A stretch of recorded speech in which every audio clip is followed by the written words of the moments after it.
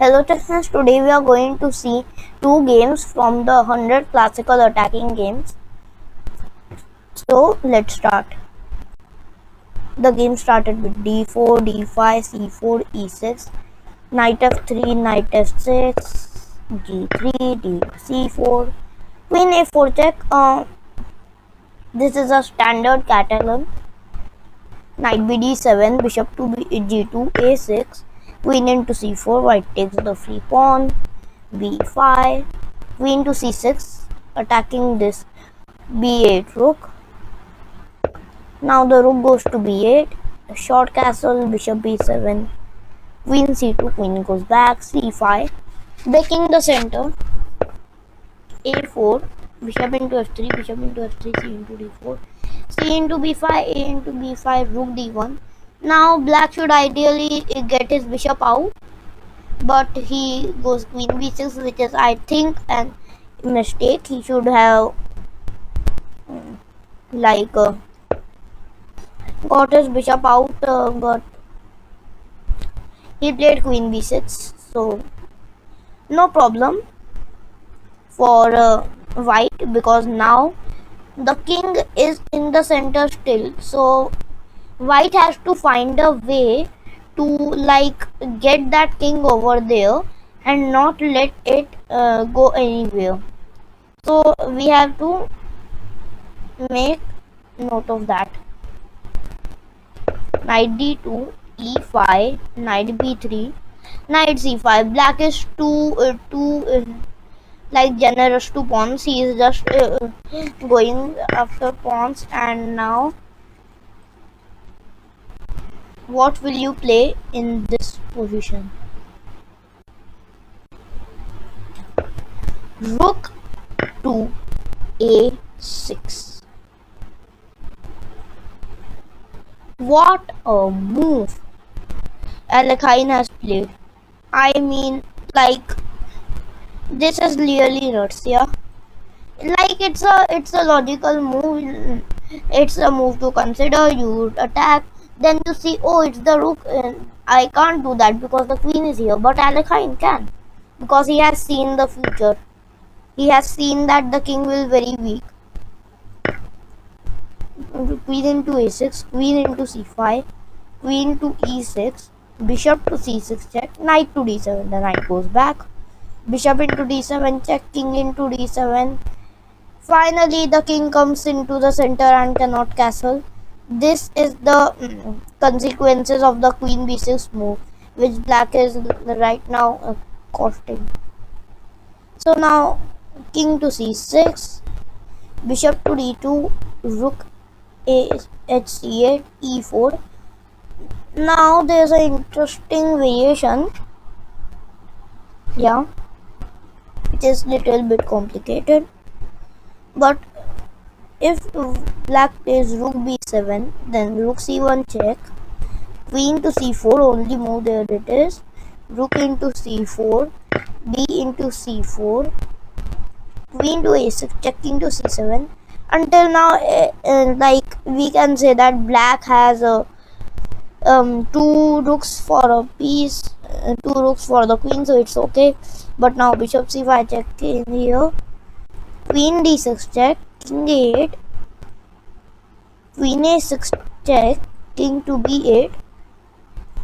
And now this was the position where all the grandmasters who were watching this game thought that what will white do here, what's his plan. So then one of them came up with a plan. So what's the plan? Well, you bring the first you check here, king a8, and then take here. So now black plays d3, queen to d4. First stop the pawns here. Then black's king will hover around like this. So you now create a passed pawn, f4, king a8, e5, king b8. Now f5, king a8, e6, now f6. F into e6 also led to the same, like f into e6, f into e6, rook to e8, queen into c4, d2, queen to a6 check, king to b8, queen to d6 check, king to a8, queen into d2, rook into a6.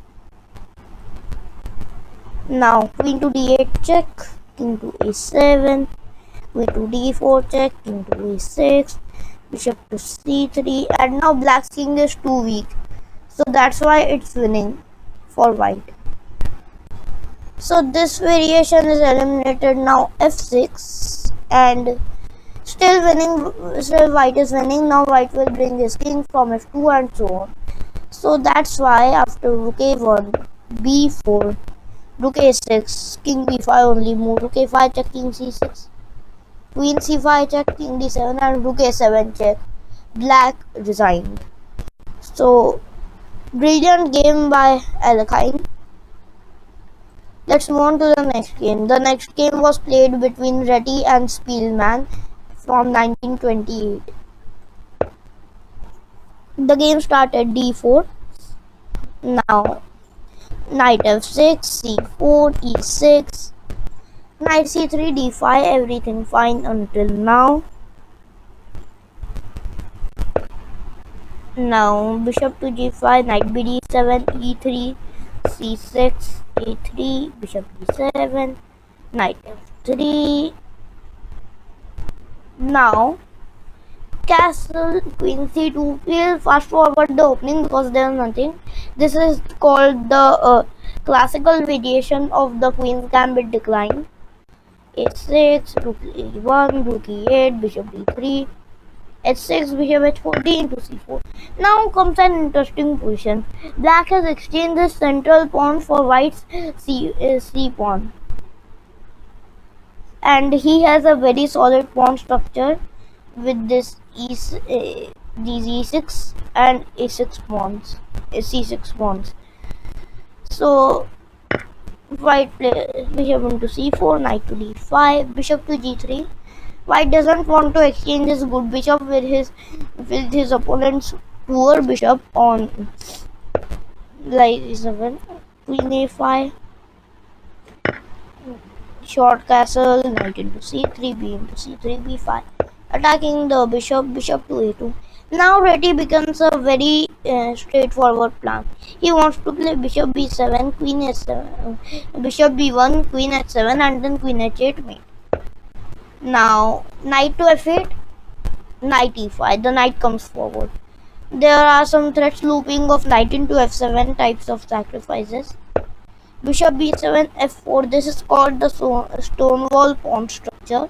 c3, d4, e3, f4, and f5, e6, d5, c6 for black.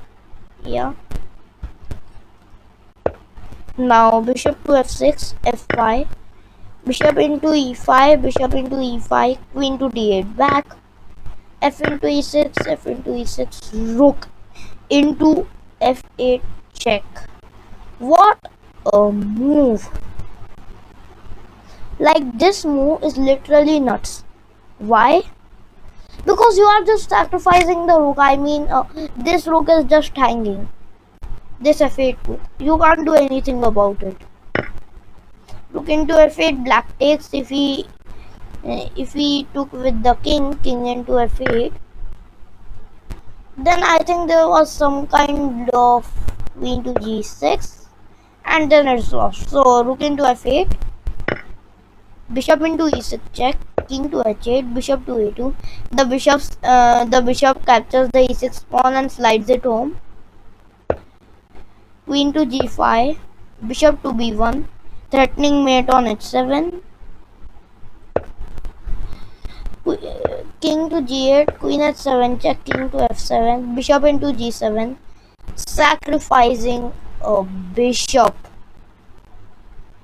such a daring move to play. But the problem is that black cannot take it because then rook f1 check and it would be over.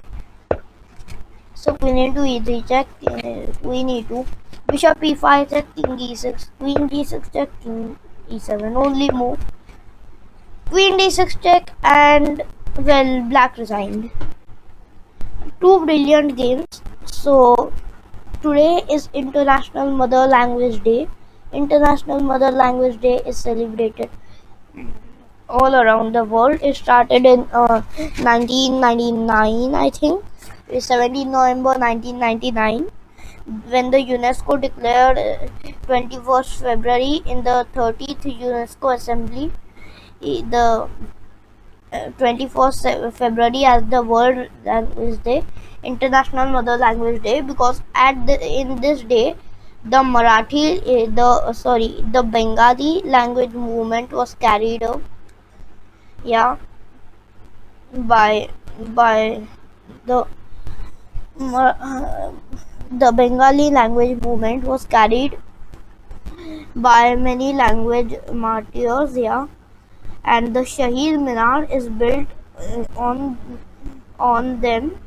Yeah, the people who sacrificed their lives for the Bengali language movement. It happened in East Pakistan in this day, 21 February 1952. So this was all. I hope you liked this. Don't forget to just comment bell icon. Thank you.